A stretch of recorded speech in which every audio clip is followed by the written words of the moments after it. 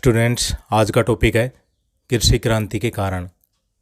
18वीं सदी से पहले यूरोप के लोग खेतों में परंपरागत तरीकों और साधनों से खेती करते थे। लोग मुख्यतः अपनी घरेलू ज़रूरतों को पूरा करने के लिए ही खेती करते थे। इसे जीवन निर्वाह कृषि कहा जाता था। परंतु 18वीं 19वीं सदी में इंग्लैंड और बाद में यूरोप के अन्य देशों में खेती करने के तरीकों में परिवर्तन आया। परंपरागत खुले खेत प्रणाली के स्थान पर बाड़बंदी एवं चकबंदी और बदल बदल कर फसलें उगाने की क्रिया, मशीनों और नए बीजों का प्रयोग, भेड़ों तथा अन्य पशुओं की नस्ल में सुधार, नए कृषि यंत्रों का प्रयोग भी किया गया। कृषि क्षेत्र में किए गए इन सुधारों एवं परिवर्तनों को सामूहिक रूप से कृषि क्रांति का नाम दिया गया। कृषि क्रांति शब्द का सर्वप्रथम प्रयोग कार्ल मार्क्स ने अपनी पुस्तक दास कैपिटल में किया। कृषि अब मुनाफे के लिए की जाने लगी थी। अब जीवन निर्वाह कृषि व्यवस्था के स्थान पर पूंजीवादी कृषि व्यवस्था का उदय हुआ। कृषि क्रांति का पहला कारण है पुरानी कृषि व्यवस्था का दोषपूर्ण होना। 1770 ईस्वी से पूर्व यूरोपीय देशों के 80% से भी अधिक लोग गाँव में रहते थे और इनका मुख्य व्यवसाय कृषि था। गाँव के सभी कृषकों के खेती बाड़ी के ढंग पुराने होते थे और एक समान होते थे। वे एक ही समय में एक जैसी फसलें उगाते थे। इनके औजार भी पुराने तरीके के थे। अच्छे खाद बीज का प्रयोग नहीं किया जाता था। फसल बोते समय अधिकतर बीजों को पक्षी ही खा जाते थे। कृषकों के खेत छोटे छोटे और बिखरे हुए होते थे जिनकी बाड़बंदी संभव नहीं थी। पशुओं से रक्षा असंभव हो जाती थी। आवारा पशु इनकी फसलों को बर्बाद कर देते थे। खेत की सीमा को लेकर किसानों आपस में झगड़े होते रहते थे। भूमि की उपजाऊ शक्ति को बरकरार रखने के लिए इसका 1/3 भाग प्रत्येक वर्ष खाली छोड़ दिया जाता था, जिससे कृषि नहीं हो पाती थी। वह खाली भूमि में अनावश्यक घास पौधे उगाते थे जो आसपास की फसलों के लिए भी हानिकारक होते थे। गांव के आसपास की भूमि को कृषि योग्य, चरागाह और बंजर भूमि में बांट दिया जाता था। बंजर भूमि को उपजाऊ बनाने का प्रयास नहीं किया जाता था। कृषि क्रांति से पूर्व यूरोप की भूमि छोटे छोटे टुकड़ों में विभाजित थी। किसान के पास खेत छोटे और बिखरे हुए होते थे। इससे किसानों को असुविधा का सामना करना पड़ता था। उनके एक खेत से दूसरे खेत में जाने पर समय व्यर्थ होता था। छोटे छोटे खेतों के चारों ओर सीमा निर्धारित करने पर काफ़ी भूमि व्यर्थ हो जाती थी।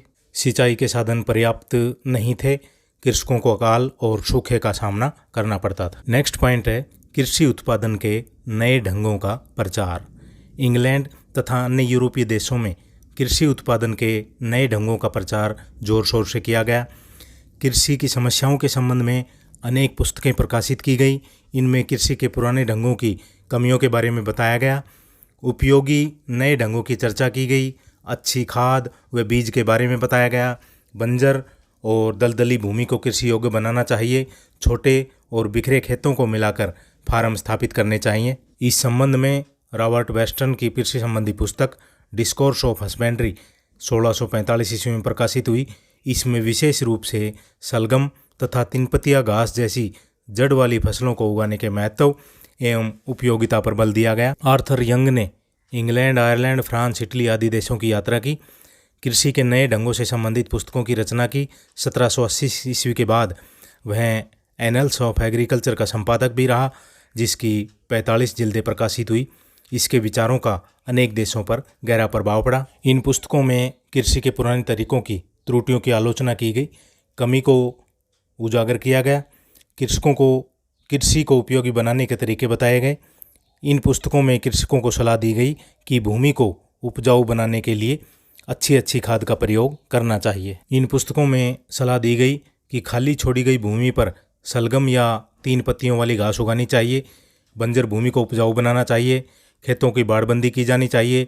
चरागाहों में पशुओं को चरने के लिए भेजने के अधिकार को समाप्त करके साझी भूमि को आपस में बांट लेना चाहिए। नेक्स्ट पॉइंट है जनसंख्या में वृद्धि।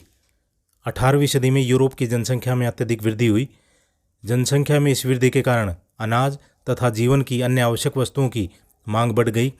कृषि उत्पादन में वृद्धि की आवश्यकता महसूस की जाने लगी।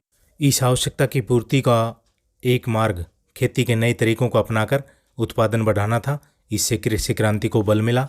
नेक्स्ट पॉइंट है मूल्यों में वृद्धि। कृषि क्रांति का एक महत्वपूर्ण कारण अनाज तथा अन्य आवश्यक खाद्य वस्तुओं के मूल्यों में वृद्धि को माना जाता है। मूल्यों की वृद्धि ने कृषकों को अधिक अनाज उत्पन्न करने के लिए प्रोत्साहित किया। इस समय पुनर्जागरण और धर्म सुधार आंदोलन के कारण मानव का दृष्टिकोण बदल गया था और लोग भौतिकवादी हो गए थे। नगरों के व्यापारियों की तरह गांव के कृषकों में भी अधिक धन कमाने की लालसा उत्पन्न हुई।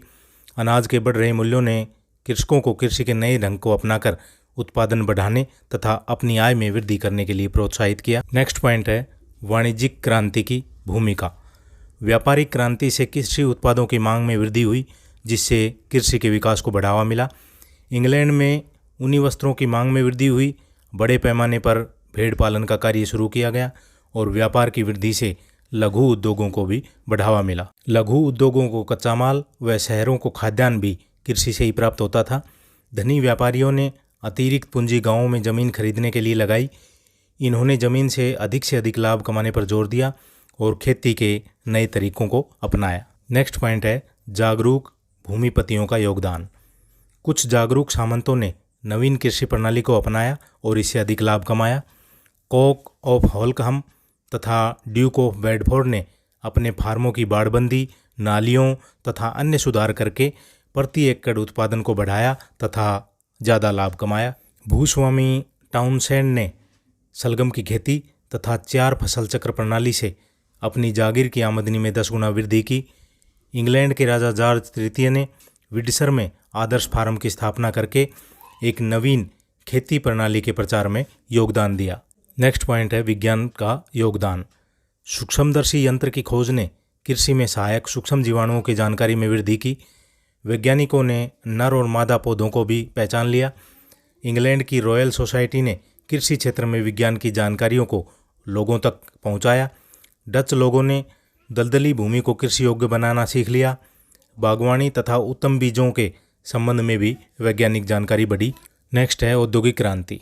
औद्योगिक क्रांति ने भी कृषि क्रांति को प्रोत्साहित किया। औद्योगिक क्रांति के कारण शहरीकरण को बल मिला, जिससे खाद्यान्न और कच्चे माल की मांग में वृद्धि हुई, जिसकी पूर्ति के लिए कृषि में नए तरीके अपनाने को बल मिला। औद्योगिक क्रांति से यातायात के साधनों, सड़कों व नहरों का विकास हुआ। इससे जमींदार और किसान अधिक लाभ के लिए अपना उत्पादन दूर दूर तक भेज सकते थे। औद्योगिक क्रांति से इस्पात उद्योग का विकास हुआ। इस्पात से कृषि में प्रयोग होने वाले नए यंत्रों का निर्माण हुआ। इनसे कृषि का विकास तेजी से हुआ। इस प्रकार औद्योगिक क्रांति ने भी कृषि क्रांति को बढ़ावा दिया। तो स्टूडेंट्स, ये थे कृषि क्रांति के कारण। ज़्यादा से ज़्यादा स्टूडेंट को शेयर करें। Thank you.